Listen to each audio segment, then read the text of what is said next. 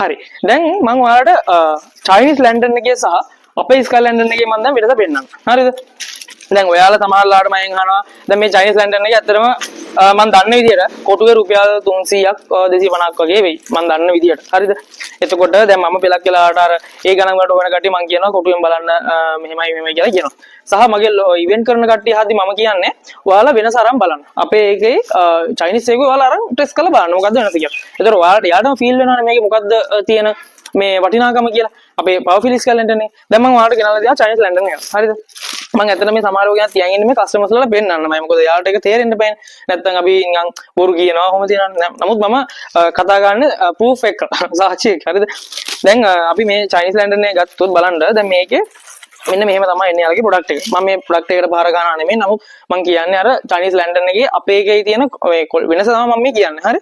නැතු මේ පහර ගන්නවත් මේක මේ විනාශ කරලා දාන්නවත් මේකේ මාකට් එක කඩන්නවත් නෙමෙයි. කොහොම මේක අපේ දෙයක් නෙමෙයි. මේක චයිනීස් එක ගන්න. චයිනීස් වලින් ගෙන්නන්නේ ගන්න.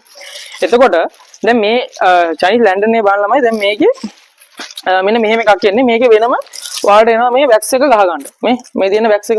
මෙන්න මේ වැක්ස් එක ඔයාලට වෙනම සෙට් කරගන්නයි එන්නේ. හරිද? එතකොට අපේ එකේ එහෙම සෙට් කරගන්නේ අපි සෙට් කළාමයි දෙන්නේ. ඔයාලා සෙට් කළාමයි දෙන්නේ. දැන් මේ වැක්ස් එක ගහගන්න දන්න එක්කෙනෙක්ට මේක කරගන්න පුළුවන්. ඇත්තට මේක අවුලක් නැහැ. හැබැයි සාමාන්‍යයෙන් මේව ගන්න හැමෝම කලින් යවලා තියන අයනේ මේ. දැන් බලන්න මේකේ මේ තියෙන චයිනීස් එක. හරි? මේ තියෙන චයිනීස් එක. දැන් මේක ඔයාලා දැන් මේ වැක්ස් එක මේකට සෙට් කරගන්න ඕන. හරිද? මේක මෙන්න මේකට දාලා ඔයාලට සෙට් කරගන්න තියෙන්නේ. ඒක තමයි කරගන්න තියෙන්නේ. හරිද? අනිත් දේ තමයි ළමයි දැන් මේක ඔයාලා පත්තු කරන්න යද්දි මේක සාමාන්‍ය හුලඟක් තිබ්බොත් මේක මේ පත්තු කරගන්න අමාරු. මෙහෙම දෙන්නේ තුන් දෙනේ මෙහෙම අල්ලගෙන මේක පොඩි ගේමක් දෙන්න තියෙනවා. අර පුරුදු එක්කෙනාට කලින් යවලා තියෙන එක්කෙනාට ඒක අවුලක් නැහැ. හැබැයි අලුතෙන්ම යවන එක්කෙනාට නම් අපි හිතමු දැන් වෙඩින් එක කරනවා එකදී සමහර කට්ටිය ආසාවටනේ ගන්න. ඒතකොට ඒ වගේ කෙනෙක් දැන් මේ වගේ ටිකක් අරගෙන යවන්න කියන්නේ රෙඩි කරගත්තී ටිකක් අපහසුතාවයකට මුහුණ දෙනවා.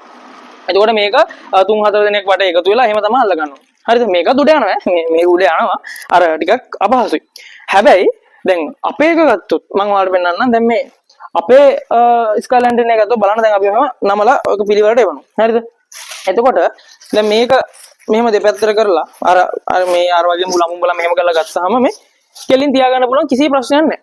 මේක තියාගෙන මේ තනියම හරි මේක පත්තු කරලා මේක යවන්න පුළුවන්. කිසි ගේමක් නැහැ. හරිද?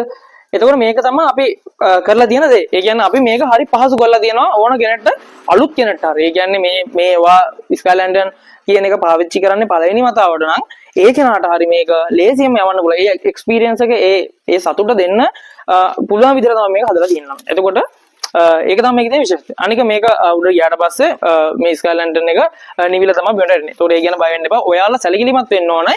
මේක ඇත්තටම යවන අවස්ථාවේදී කියන්නේ